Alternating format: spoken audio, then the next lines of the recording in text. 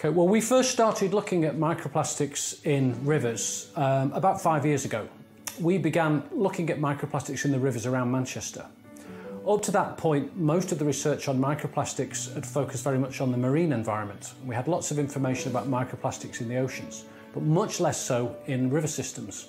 So we were thinking about this, well, where are all these microplastics coming from in the oceans? They must be coming from rivers, and they must be coming from rivers that drain big cities, like the rivers around Manchester, for example. So we did a sampling program in 2015. We looked at 10 rivers around the city of Manchester. And we studied the sediments on the beds of those rivers. If the riverbed is contaminated with microplastics, there's a much greater chance that those microplastics are going to get into the food chain. They're going to be consumed by fish and aquatic birds, for example. We found that the riverbeds were contaminated with microplastics. We didn't know that before.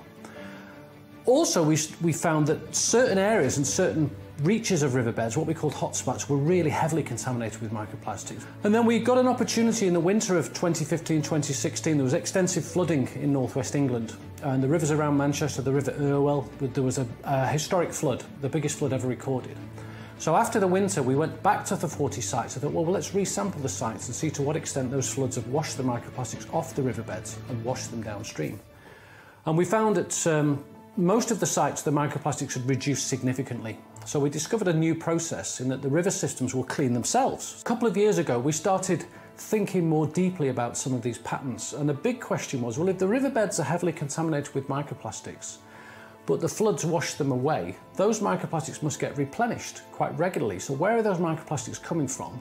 And how are those microplastics being deposited on the channel bed?